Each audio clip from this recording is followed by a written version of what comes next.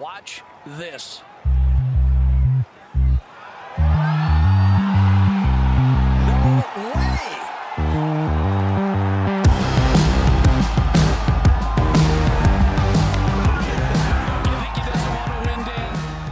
Hello and welcome back to the Cookie Jar Golf Podcast. I am Tom Mills and today I'm joined by Sam Williams. Hello.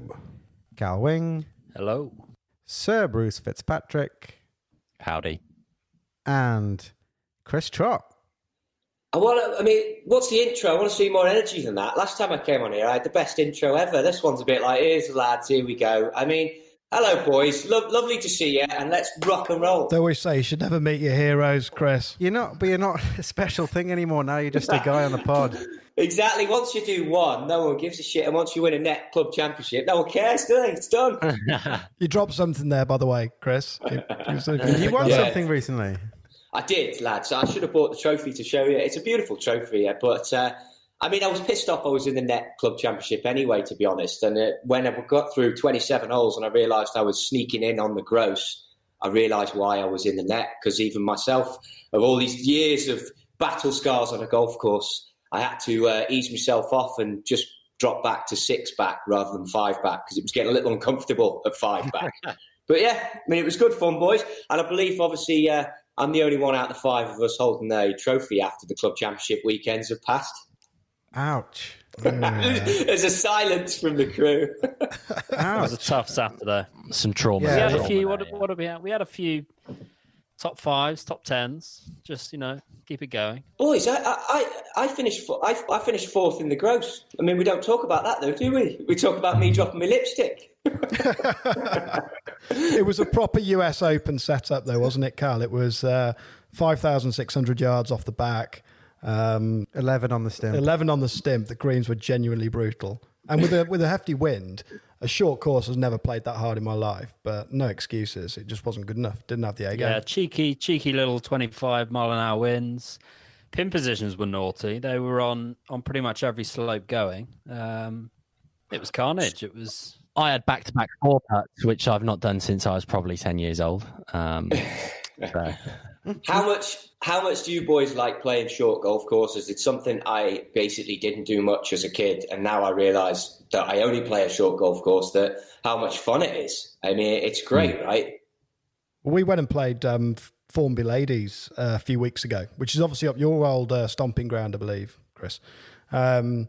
Just so much fun, isn't it? That's like, 5,100 off the back. Hoping to get out and play Painswick at some point. That's like 4,600. It's just cool. And that's the same as Goat Hill, am I right? 100%. But, before we even get on the Goat, I think that you've already said, I'm from the Wirral, so my stomping ground is Cheshire, Lancashire. I've got a really good mate of mine, Mark Ramsdale, who we touched on it off air. He's good pals with Dana Dahlquist, which is a golf coach out here who coaches out on the PGA Tour. Very knowledgeable guy. Helped me towards, I don't know if I told you lads, but I won the Nett Club Championship. He helped me towards that victory. But Ramo, which is Mark Ramsdale, he was a member up at Formby. And whenever I go back, I'd still play a bit of golf with Ramo. Swings it so pure. Hits all the positions. He's got the P1, P2, P3, all that jazz, and you're just like, it's beautiful. Anyway, you go out, you play golf with him, it's great, and we go around Formby Ladies every time, and you get there, and when I wing one on the golf course, I'm like, oh, here's Formby Ladies, looks good this, but you never play it, and I think that's now, because you touch on Goat Hill, you find this golf course that's like, I think Goat might even be 4,600 yards or touching 5,000, but you're playing with the people around you. There's like a Corn Ferry guy won our Club Championship gross. Then you've got a European Tour player finishing 3rd, X. You've got a Latin America finishing 3rd. And then you've got little old me who hands the clubs out finishing 4th. So really, it wasn't that bad. You know what I mean? I'm the only one who hasn't had a tour card out of all them. And I had one for about 20 minutes. But just to see, though, the flighted shots and the wedges and the control, it makes me realise, having grown up and played all these difficult golf courses, which on the Wirral and Lancashire and that area there is, that standing there and cahooning everything as hard as you can and having the ability to hit 2 irons like no higher than this room, it's not really going to help you score around these tough short golf courses that now I think are coming out, and everyone is realising that that's a lot of fun. Absolutely. So you're Goat Hill, is that, what par is that? If it's 4,006, what is it playing? 65. And then the standard scratch, well, they use this GIN system now, which honestly, when I was a kid playing golf back in the UK, and I think we covered it, I had a long time off golf, but you'd always get to the last three at Hoylake, where I grew fortunate enough to grow up. I know you guys covered it recently on a documentary you put on YouTube, which was fantastic, by the way. And one of you, I think it's you, Sam, got a beautiful voice for that. Beautiful, I must say. It was dulcet tones. Dulcet tones. Dulcet, brummy lilt. Yeah. I've had to work on lowering my diction at the end of my sentences so that it feels more classy. You've done some very good work on the fourth hole. Yeah. By the time it had finished, though, I was just about to press go and booking a flight to the UK. I was like, I'm so into this. I've got to go and play it. I played it 1,000 times, but I can't even remember where I was going with that. But Hoylake and just growing up around there, having the ability to get around difficult golf courses. Then you play with all these shot makers on these short golf courses, and I think it's great. It's everything about what I needed for my golf game to become polished again, and hopefully graduate to playing the Gross Club Championship next year. Well, you must get an invite. You must get an invite off the back of the Nett win. No, the way it works, I was going to talk about GINs and all that. The way it works is if you get off +1, they let you into both division. They actually only let you play the Gross, and if you're not off +1, you can play in both. Hence why I was actually eligible for both, because I was off scratch. Now, the reason I'm saying I have no clue where my handicap is at, when you're a kid and you figure out your buffer zone and your competition standard scratch, I mean, stood on the 16th tee that you need to play the last 3 holes and 1 under in order to make buffers. You know it every week. When you play now with this GIN thing, honestly, I have no clue. So it's just like go for it. And you can drive it on the last at the goat. You feel like Bryson DeChambeau stood on that last tee. Granted, you can put it in the club pro's office as well, but you can drive it on the last, which I've been in his office more than I've been on the green, but you can. So there's always a shot at going as low as you can, which is fun. Well, I think from one champion to another, I think that segues fairly horrendously. What, are you calling yourself a champion there? Is that the? Oh no, we've just swung by the US Open, which I think we might want to spend a few minutes on. I definitely would like to talk about the US Open. So and you did mention Bryson in there. I mean, social media was alive last night, wasn't it? And I was going through Twitter, and it wasn't lacking in hyperbole about Bryson. And I don't know, I was interested to know what your guys' takes on it. But I look at it and thought, this guy is playing world-class golf. Yes, he's changed his swing. Yes, he's changed his body type. Yes, he's put on more clubhead speed. But there's so many more depths to watching him play that last round at Wingfoot yesterday. I don't know what everyone else thought, but the touch and feel was incredible. Well, he was the only one under par, wasn't he, on the last day, right? Which I think speaks volumes about the standard of golf that he was playing. And I think it's a little disappointing to see, the odd sort of uninformed sports pundit on like the BBC saying that the regulating bodies need to put an end to bomb and gouge, because I think that's a bit oversimplistic, as you say, Sam. Like, there was some real kind of clutch putts that he hold coming down the stretch, and great iron play as well. And I mean, the whole field was missing fairways at Winged Foot. The fact that he was just hitting it 40 yards further up the holes than they were, and also had a pretty respectable driving accuracy as well. I think, hats off to the guy. Like, he's gone and reinvented himself. He's just committed himself fully to this change, and it's paid off. Like, it's his first major win. I think, full credit to him. I would say though, in terms of driving accuracy, he is the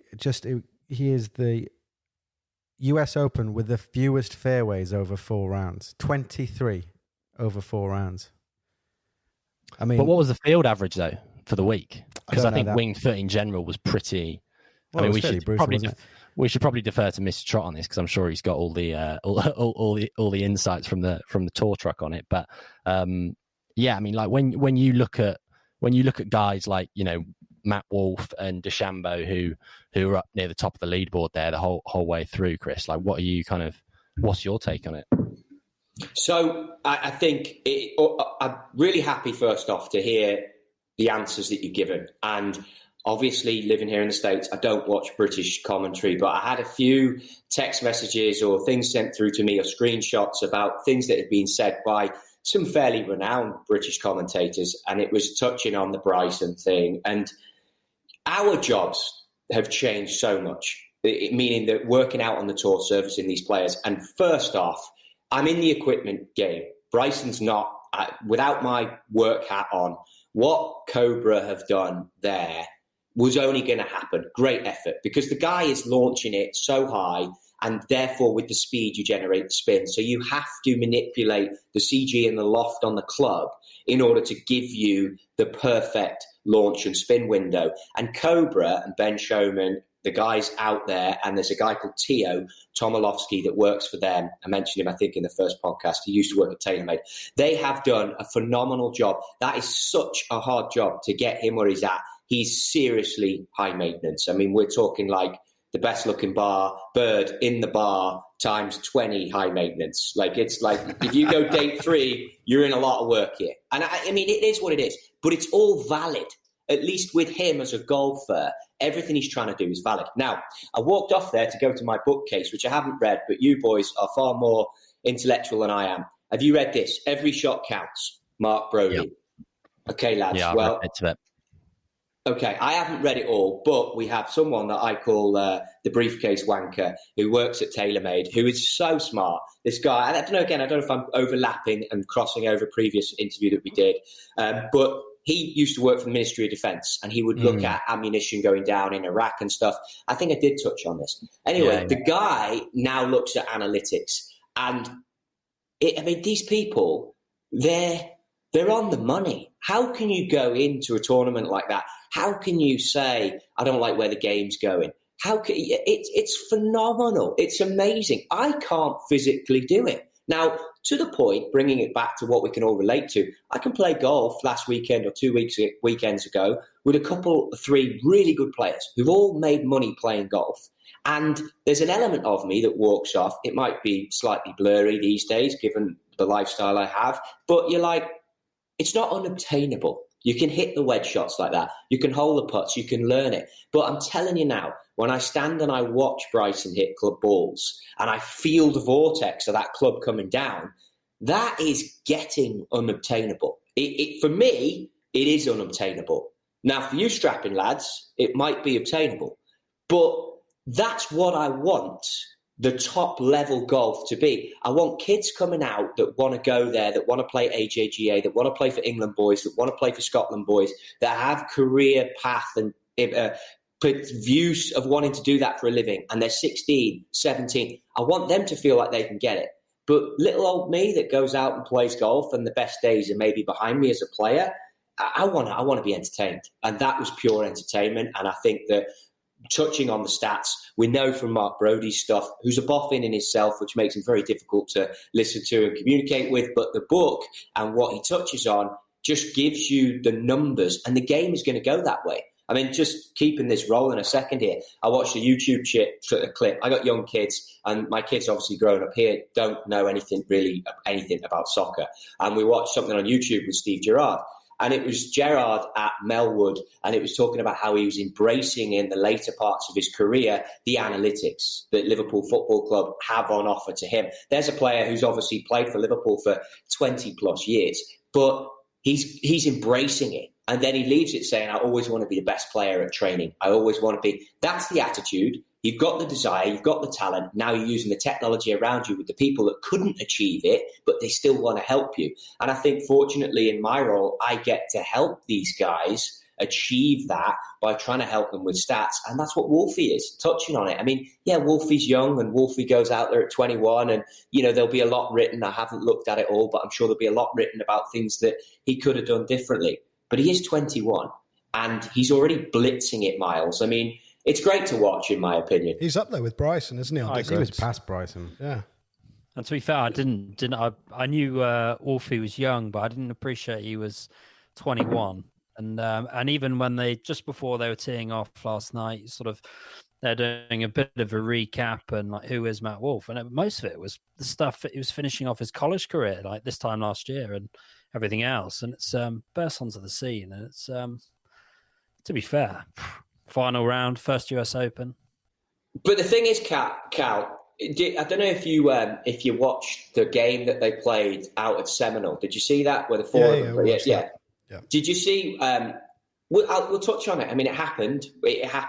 DJ hits one down the fairway, Wolfie blasts one in the wasteland, and then he made that comment, didn't he, about the one they played in Wisconsin, I think. And look, Wolfie is that kid that you went to school with, and he was either year above and dominated the footy team, everyone liked him, or he was a couple of years below and you knew he was going to be playing in 2 football teams above, and he was going to be. But the PGA Tour is like that. You have to find, as a player, as an agent, as someone who works on the trucks, as someone who's in the media, you have to find your group of people, you have to find your lane, and you have to basically find your comfort zone.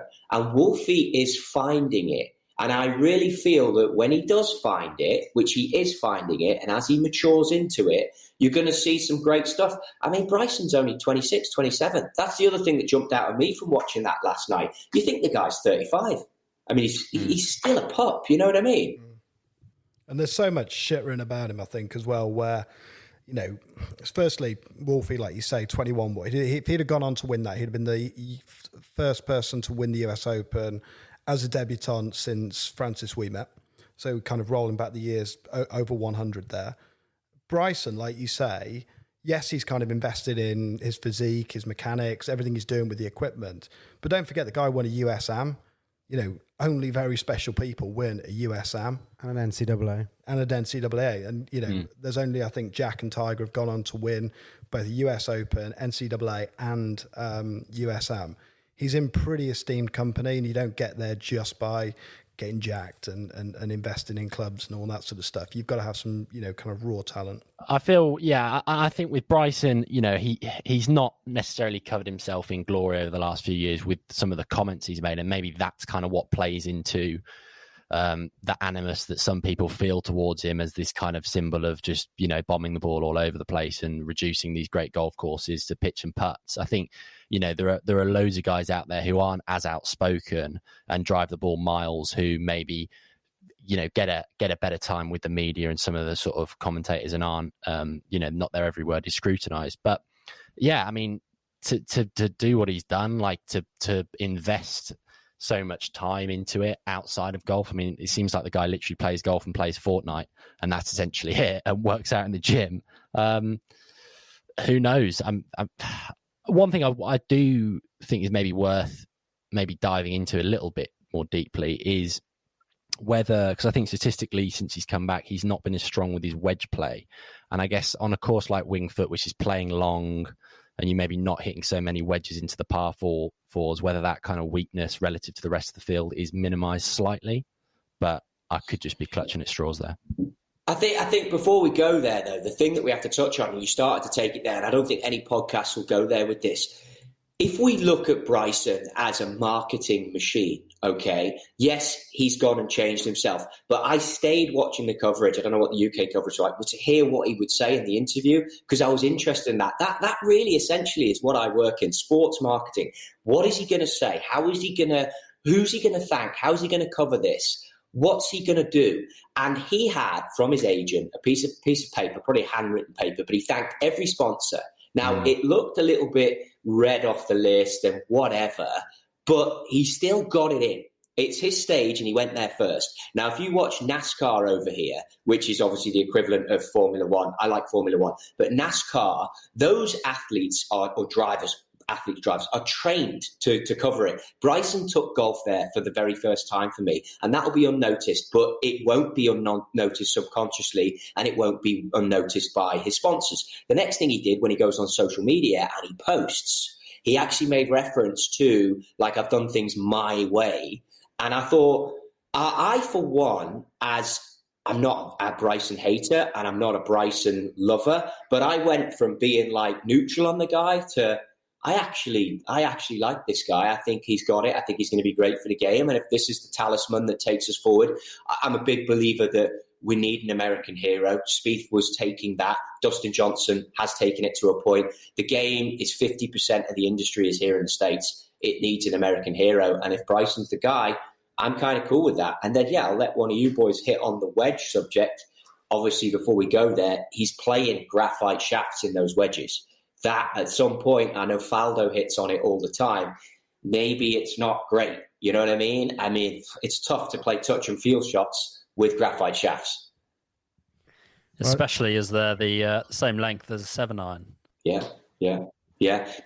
Did you guys hear the Bobby Jones reference? Again, I don't know if you're watching Azinger and that coverage on the commentary, but it said that Bryson at Augusta has walked past Bobby Jones's golf club several times. They're in a cabinet at Augusta, and he's noticed that Bobby Jones played one length in irons. Yeah, that's right.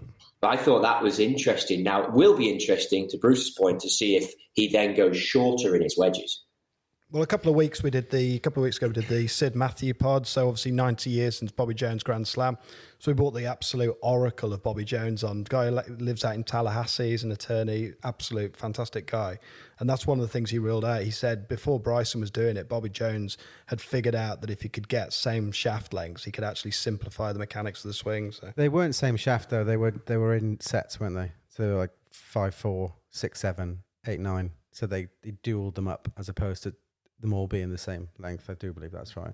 But going back to your point about like thanking the sponsors, I've got to argue that a little bit because I feel it's a bit disingenuous, especially when you say that it does look like he's reading it from a sheet. But perhaps that's more of an image thing, because another thing I want to talk about and I want to get your boys' views on is there was a lot of ridicule that he went out after his third round at 8:30 at night because the temperature and dew points were right and hitting balls because that's what it was going to be like the next day. And loads of people were like, this guy is fucking crazy. Like, what's he doing? And then guarantee you, it's just you, Cal, you and Bryson, but I guarantee you, if Rory McIlroy had gone out there at 8:30 at night because he felt like the temperature was the same, they would have said, what dedication, what a lad that he's gone out there and he's hitting that. It's properly... Oh, I'm not sure. It's just an image thing. I don't know, because wasn't there there was a image of Justin Rose doing that Shinnecock a couple of years ago, and people were like, oh, come on, mate. Like, I mean, who are we as armchair pundits, particularly the four of us, not you, Trottie. I mean, I know you've got a much better insight on these things than we do, but I guess we would look at that and say, surely all of your work's got to be done pre-tournament, and whatever you're working on the night before the final round, like that's a little bit too late in the day. I don't know. I think people would say that regardless of whether it was. But you must have played. I mean, we joke about it, but I played competition golf, and I would spend a lot of time after tournament rounds hitting balls, and I would have done that. Now, I think to your point, of course he's playing up to it. He's not gone out there because the moisture levels are where they need to be and all that. That's complete BS. He's gone out there because he's not driven it the way he wants to drive it, but then he's played on that because he's building his brand.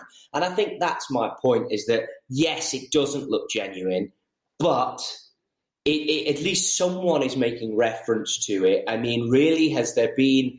The greatest reference was probably Wai Yang when he lifted the golf bag above his head when he beat Tiger in the PGA. That was a sponsor's dream for the golf bag company. I mean, obviously, I know that because it decks the walls at TaylorMade as one of the greatest moments in history.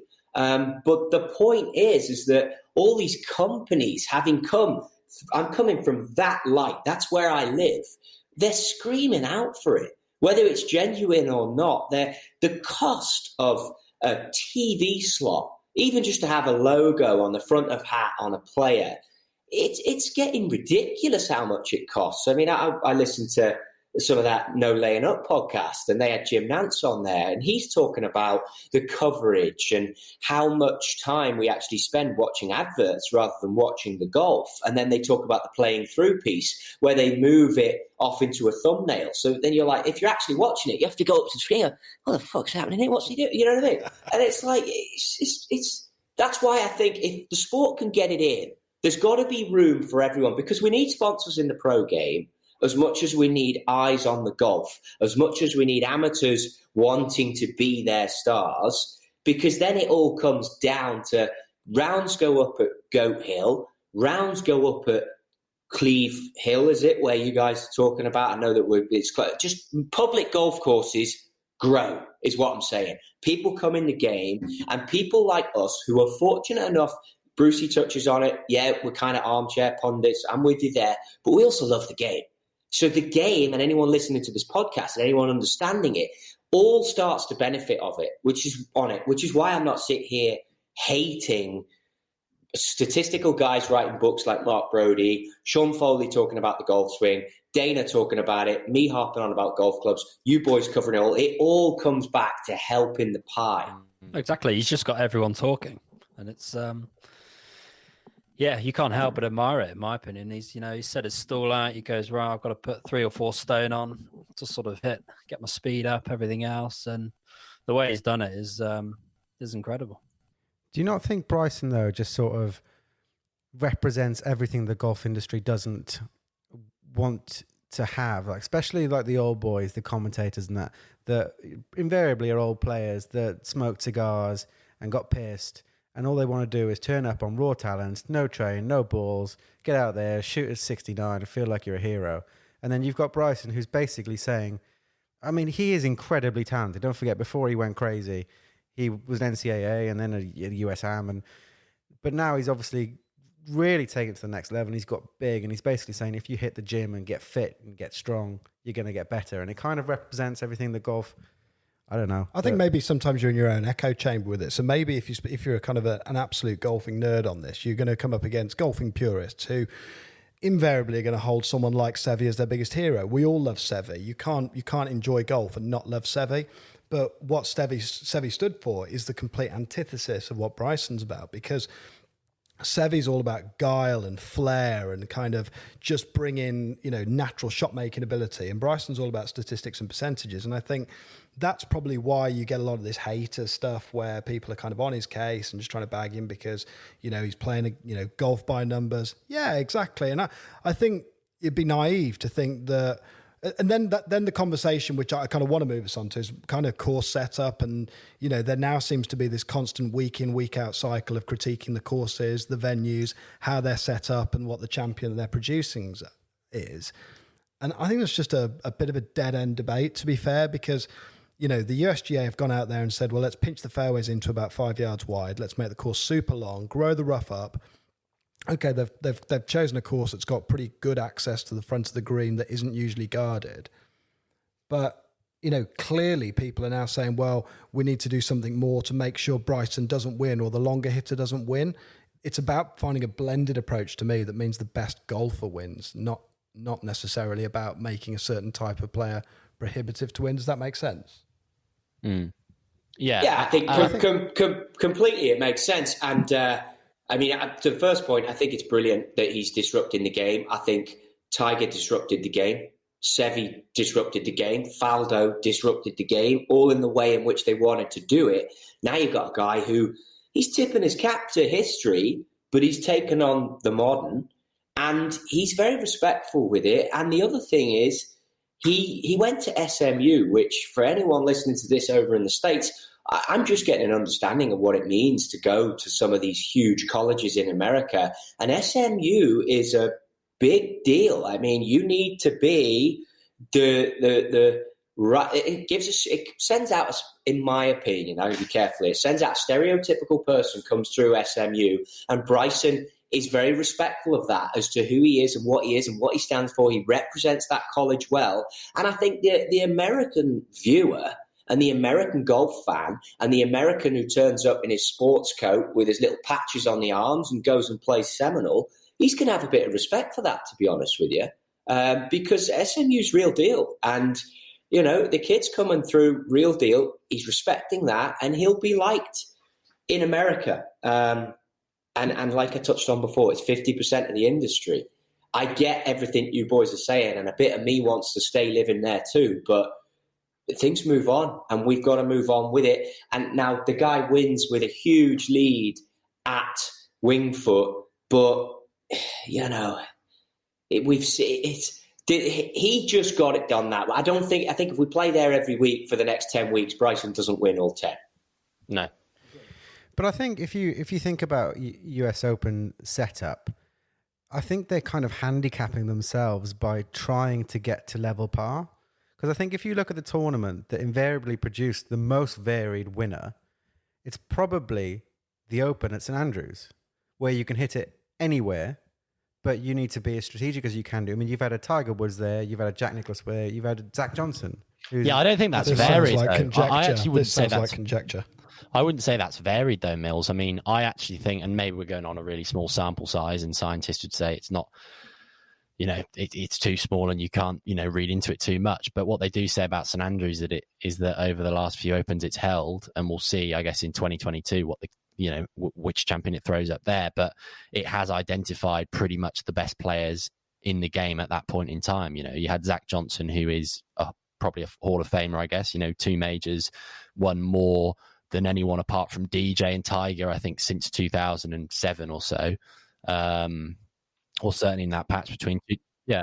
You had Spieth chasing him down. You've got Tiger who's won there, Louis Oosthuizen who's won there, who's finished second in every major, and obviously had a stellar European Tour and PGA Tour career too. I think, I mean, it's I don't know. Maybe I haven't read enough of like Mark Brody and Scott Fawcett and Lou Stagner and what those guys have to say, because there is an argument, I guess, that if you grow the rough up and make it, pinch the fairways in as tight as they were at Winged Foot, you're probably going to just, advantage the longer hitters like Bryson, because I guess people would say everyone's going to miss fairways. It's not like there's going to be a short hitter who can just go and hit 90% of fairways a week. Like, even those guys are still going to miss the odd fairway. And if you're just further up there and able to get a wedge on it out of a chewy lie rather than trying to, get a 7-iron on it, then maybe pinching in the fairways and growing the rough up is just to kind of counterintuitively, it's helping out people like Bryson and DJ and Wolfie. I don't know. I would counter it to say that, and I would agree that I know we're being sidetracked, but that it's identifying the greatest players at the time, but they are all varied. They all have different strengths, and they all hit the ball different distances, and they've got different sort of abilities. But that's just where I feel on it anyway. That aim to get scratch and trying to brutalize the course. I think if they just let any score win, you might find a more varied winner. On the great players piece, though, boys, when you sign a player or when you look for a kid, you want them to be exceptional in one area. So I'm certainly not knocking on this guy, but I worked with a pro called Michael Gligic last week at the Kingdom. Lovely guy, Canadian Tour player, plays the PGA Tour. We went through his stats, and before I start any fitting, if I'm serious about it with a tour player, I need stats. I need a little book created by the guy I told you about, and I walk out on the range, and there you go. And basically, everything he did was PGA Tour average. If you look at Zach Johnson is the best wedge player in the world. Certainly was when he was winning these tournaments we're talking about. If you look at Tiger, best iron player in the world when he's winning these tournaments. If you look at Louis, it may be an outlier, but I would imagine iron play, driving was exceptional. If you're going to be a player that dominates in a certain area, you have to be best in class in one of those categories or two, and then you can fall off in the other. But if you're just average in all of them, you're only ever going to be PGA Tour average, which, by the way, is no mean feat, and I'm totally cool with being PGA Tour average. It's okay, that, isn't it? I'm just saying that now we're talking about elite versus good player. But do you think about the setup, do you think the US Open, the USGA will look at this now and think perhaps this isn't the route that we want anymore? I think they're bringing on players, aren't they? Who's the guy? They've got the big character who played on tour a few years ago, now works for the USGA, Jason Gore.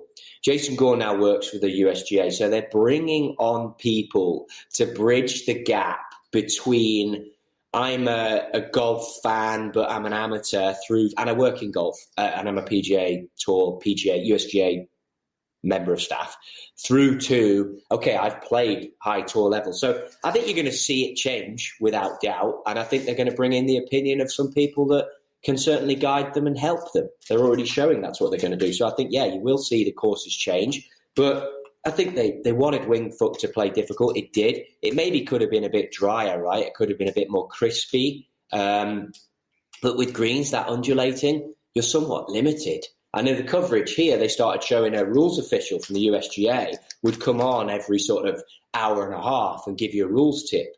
And one of the rules things he talked about was when you mark your ball and you can't get your ball down behind your marker because obviously the undulation or the wind or whatever, and where you're allowed to move your ball to. And I sat and thought about that, and I thought, wonder if there's been a mistake here on the golf course setup, because why would they cover that? No one's golf ball is moving on the green. No one's golf ball is even oscillating. No one's really getting these. So I think they might have wanted it to burn out a little bit more, to make it a bit more USGA brutal. But yeah, I think they will look to adjust golf courses accordingly. The greens were absolutely outrageous, weren't they? When you got to see them side profile, sort of like side on, they were frightening. I mean, you kind of feel for people like McIlroy, watching him hit a really good putt up on the first hole, and then all of a sudden, leaving there with double from what, should have been really a kick-in par. You sort of couldn't help but think, shit, this is such fine margins now, and you are out the tournament in like the space of 2 inches on a putt, which, I mean, it'd be remiss not to, for a fleeting mention for Danny Lee. I mean, you could see the frustration wearing on him there. But that was round one, though, wasn't it?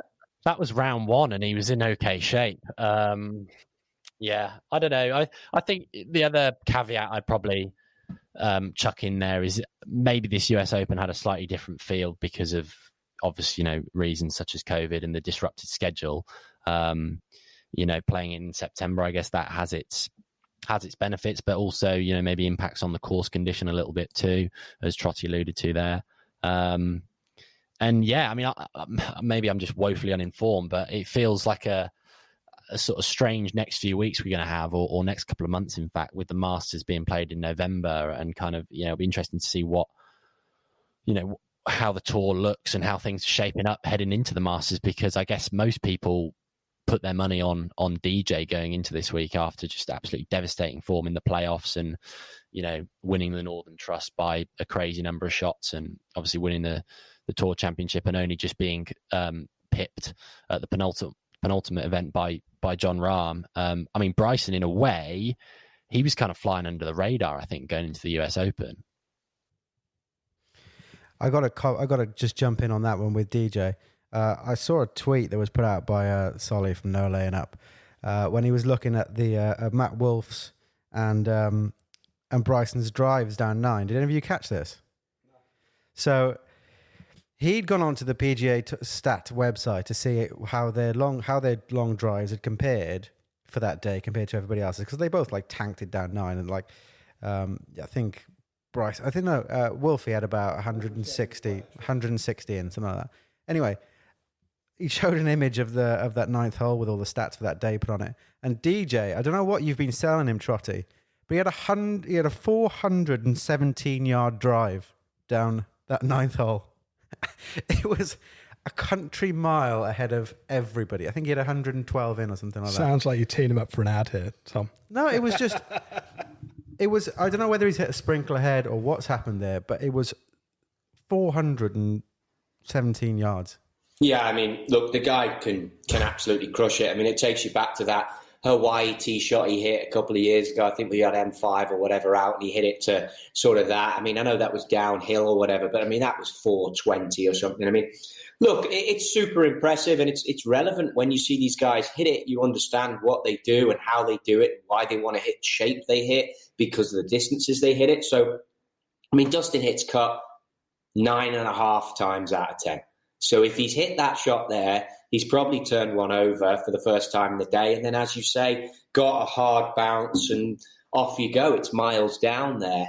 But I think touching on one of the questions I'd want to raise at this point, do you boys think we see Wolfie and Morikawa in the mix the way we have if we have fans, especially given Wingfoot is New York?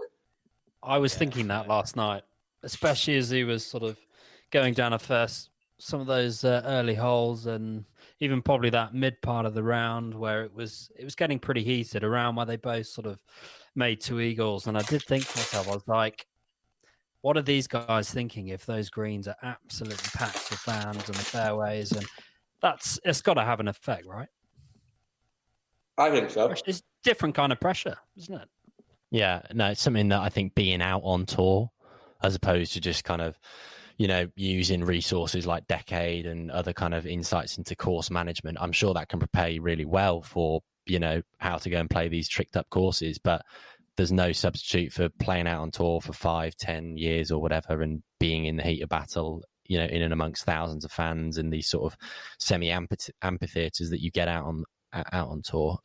Yeah, I guess we'll never know, but well, maybe we will if we're just sort of next year.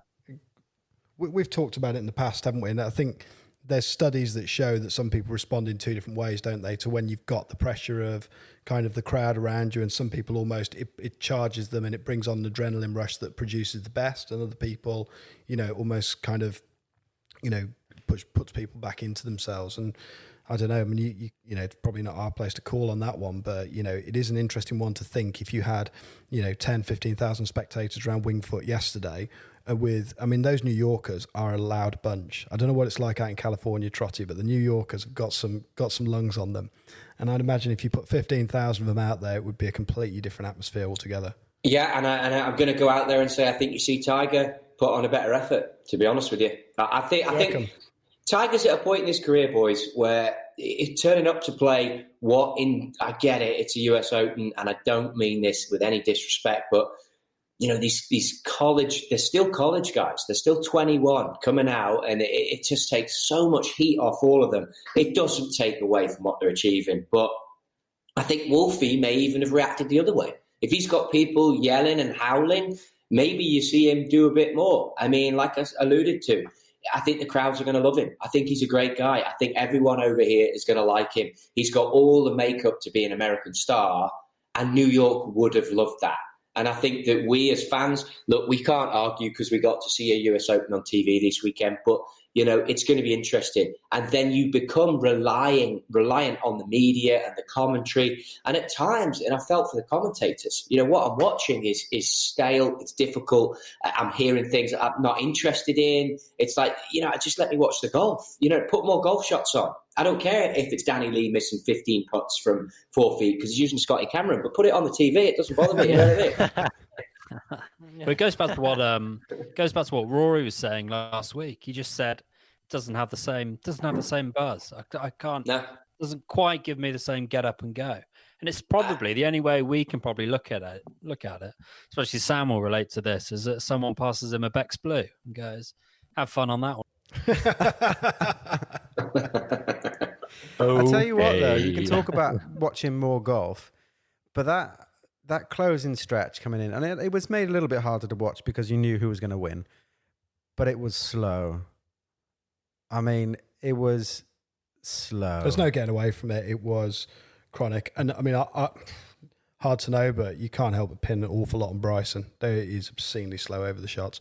I think it's systemic in the game, though, isn't it? I mean, it's throughout. It's unfair to point the finger at one person. Do they take the green books away? Definitely. Whatever they've got, whatever he's looking at every 2 seconds. Because I mean, he said, to be fair, he goes, look, I know I've got it out. I'm looking at it sort of a hell of a lot, but then he goes, which is quite funny. He goes, but I walk really quickly in between shots. Sort of tries to make up the difference. But the thing is, if you give a guy like Bryson that much information, he's going to use it.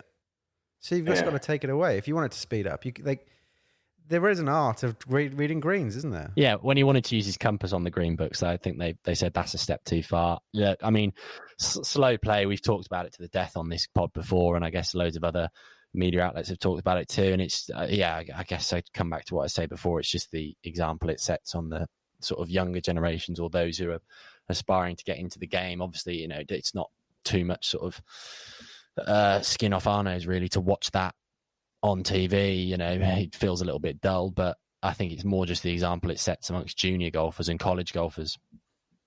Yeah, he's got to be difficult to play golf with. Could you imagine teeing it up with him in the final? And I know that Wolfie is a pro. I get it. But the commentator, I actually haven't looked at this. Maybe you guys can help me. The commentator here in the US said, these two have never played together. And I was like, didn't they play the final round in Detroit together? That was what I was thinking, because he can't be easy to play golf with. I'm going to find that out later because it didn't sit well with me. Wolfie's first victory. They were different groups there because Bryson finished before and then Wolfie hold that eagle putt. But Detroit, where Bryson won, I thought Wolfie and Detroit were the final group. When he won that red trophy that went up and it was like a T-peg. The 3M. Bruce is pretty good at Googling mid-pod Trottie, so we'll have an answer for you in about 15 seconds. So just picking up on that, though, I think it is an interesting point. So, I mean, I'll give you an example, because when we spoke a few weeks ago, Trottie, you pricked certainly my attention to Casey and started watching him really closely. And then Harding Park, I was really rooting for the guy big time. Maybe that was because I had a few quid on him, but also, really wanted to see him get it done. And I watched him playing with Brooks around that final stretch, and they got through to about the 15th hole. And I just remember seeing Brooks stopping in the fairway, kind of telling him there was clearly some camaraderie. They were telling him some funny stories. And I got the feeling that Brooks was genuinely thought, it's my job. I'm going to do what Tom Mills did in the club championship, and I'm going to bring this guy home. I'm probably wide of the mark, but I sensed in that there was Brooks was trying to create an atmosphere where it's enjoyable to play with. I'm not saying that the other two were trying to put each other out of their games, but I just got the feeling that it would feel like a very lonely place all of a sudden on that golf course in that sort of back stretch, particularly when you're going kind of mano a mano, whereas, Brooks by that time had played his way well and truly out of contention at the PGA, and Casey was really the man in the frame. But it just goes to show, I think, the kind of environment that you're in on that, particularly when you need to produce the right golf, it's got to be a factor. I think when you look at it, first off, Casey, this tournament just gone, horrific start, still had a great tournament. I mean, that's first thing.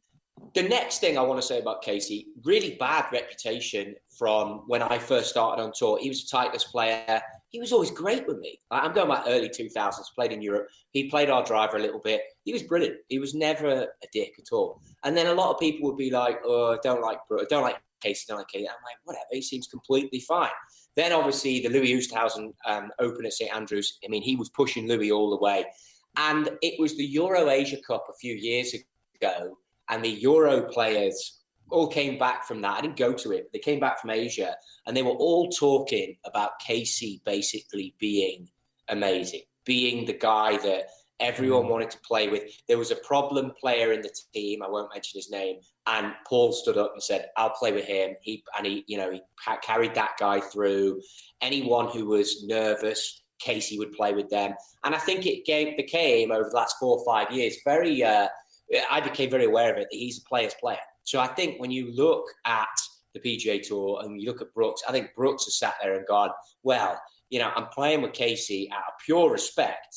I know that if this was roles reversed, Casey he's a player's player. And you can tell it when he's very professional in his interviews. He gets the banter. He understands it. He's a good pro.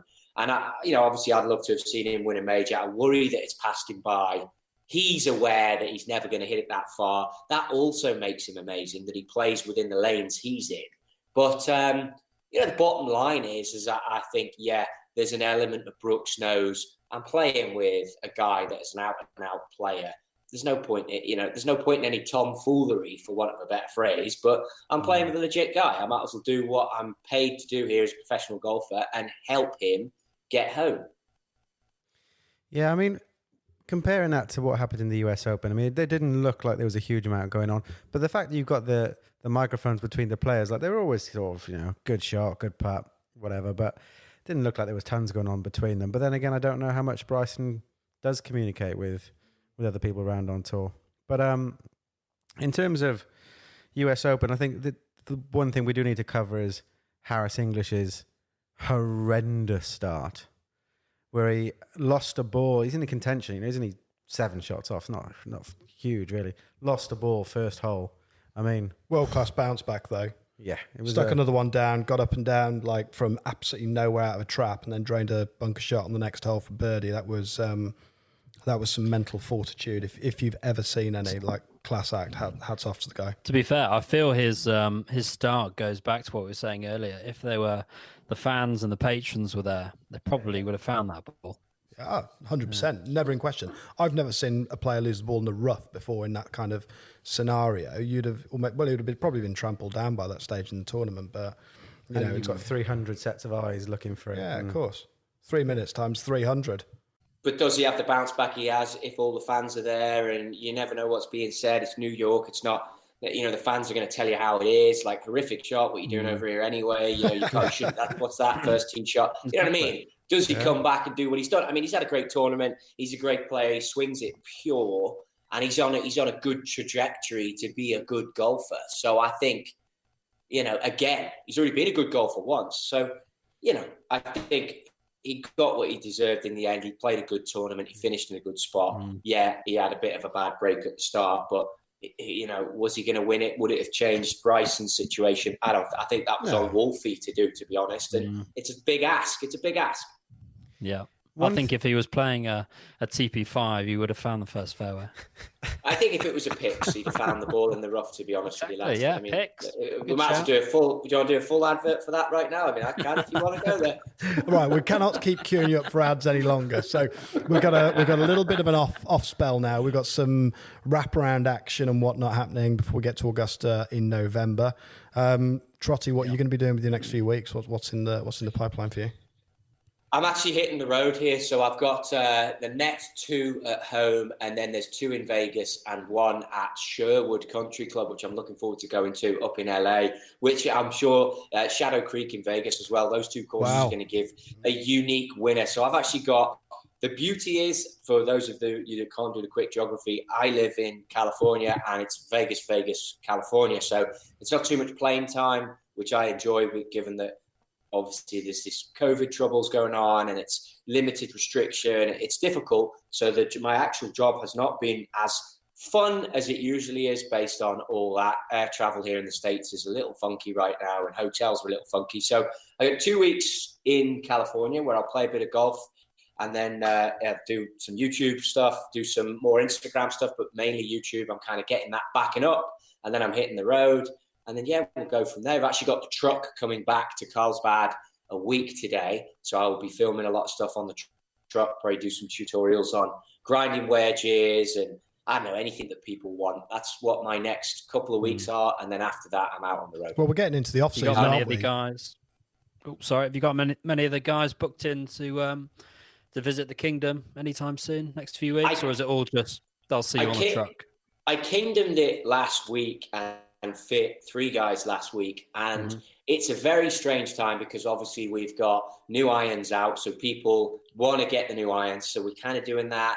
And then the new woods we don't have, so obviously we're still running Sim and Sim Max, so everyone is dialed in by now. I mean, if you're not dialed in to your golf equipment by now, you've either A, lost your card, or B, we need to be fired. It's as simple as that. So, it's West Coast is coming, and for my job, like West Coast is where it's all hands on deck. You literally go every week from Hawaii through all the way to Augusta. So it leaves an interesting patch because, I mean, is West Coast going to happen?